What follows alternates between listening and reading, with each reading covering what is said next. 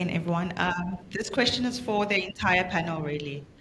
Um, would you guys advise that one does grab the experience from a traditional corporate environment when coming into the industry first, as opposed to just starting off at their own business, their own agency, and collaborating with whoever?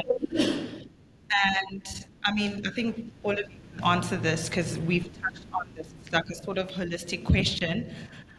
Is that a safer route to start off, just to grab those skills, those transferable skills, or is it a higher risk? And how do you, once you've had the experience, how do you then transition from the corporate and traditional way of doing things and sort of follow your passion? How do you navigate those anxieties? How do you navigate that uncertainty, those risks in the digital space specifically, actually? Yeah.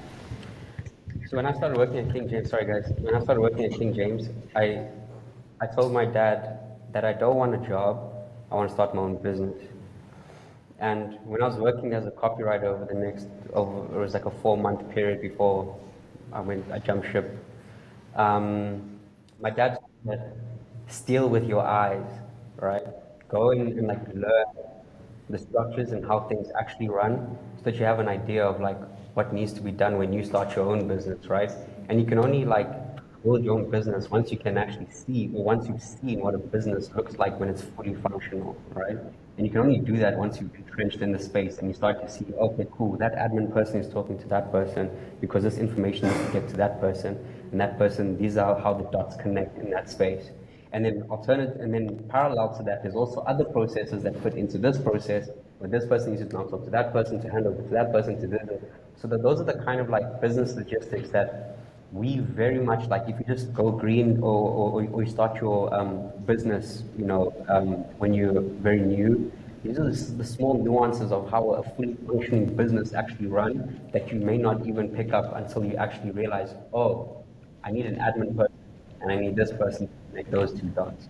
And once you've seen it with your own eyes, you know exactly what to replicate. Even after 4 months, I told my dad I'm jumping ship. I told him I've stolen with my eyes. I have my own business plan now. I know exactly what positions I need in my business, and then you kind of just build from there, right? But yeah, I'm sure there's much deeper answers Josh, than that. Josh, I'd also like to hear a little bit from you on this question Yeah. specifically, because I think you sort of moved it a little bit the other way around. You know, you went pro gamer, doing your thing by yourself, to kind of like starting your own thing, to eventually going into a gaming company, and then doing product management and this whole idea of venture building. So can you just Yeah. share a little bit about some of your thoughts? Yeah, definitely. I'd say if you're an overachiever and you want to do your thing really well and you want to be empowered to do it really well, then corporate's a good spot to go. It's a lot safer, you earn more money, you have a set career path, there's mentorship programs, there's all these things that have been curated for you by others. But that's not what I did. And the startup side is the flip side of that, is throwing yourself into the jungle where you're going to learn cross-functional skills. You're going to get paid a lot worse. The risk is going to be a lot more. But we've spoken a lot about risk, and I think the point really come across that there is no losing at this kind of stage, especially when you're coming from a school like Red and Yellow. That you've got a lot of that brand behind you already. So coming into a startup, people are going to respect you probably a lot more. And you'll have a lot more say in building things and designing things, tripping over your own feet than you will in a corporate. Specifically on the creative jobs. Set jobs, the jobs you hear about are all corporate jobs. A lot of us come from smaller companies where there is no such thing as just one thing. You're a developer, but you also do designs and you're empowered and your team appreciates when you actually take a lot of that load. So yeah, those cross-functional skills I say are really what defines you in a startup, and you get to speak to really important people way earlier in your career and advance your career, like what Lo was saying. One of the main benefits I got is I joined right in the beginning of the founding team as an intern. I didn't take the salary for 3 months because I had no money to pay me. There were like 4 of us. And what I got for that was to be the sidekick of the founder, who's a first-time founder. And I got to learn a ton of really useful things and see what it's like to actually start your business. You know, one of the best things that was for me is I got to sit in on investor calls when they would pitch the company. And you know, you're sitting on the other side of this call, and this guy is worth like $1 billion, you know, right? And just seeing how they talk, how they communicate.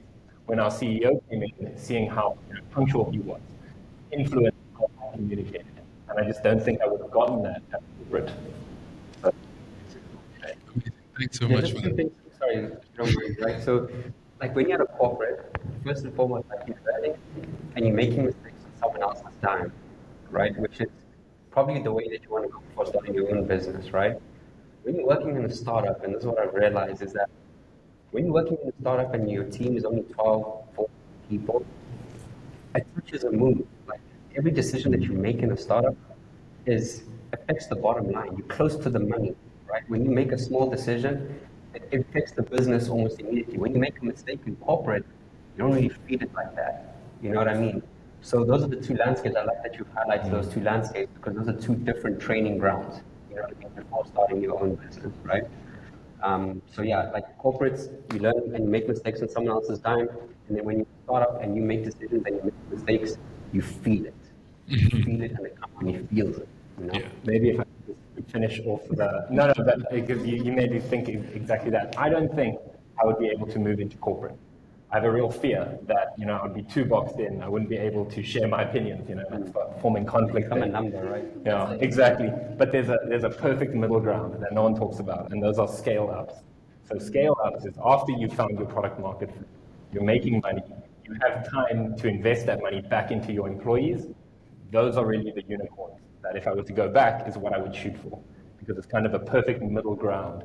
It's really hard, but they are out there. I think a great one is Ozo payments that we all know.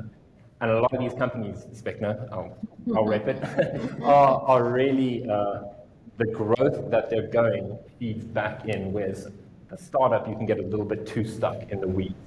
So after a few years, you're still doing, you know, jungle stuff. You haven't like elevated to the next level. Okay, so we've got a couple of questions here, and then I'll come over to that side. Nadia, I'd like to hear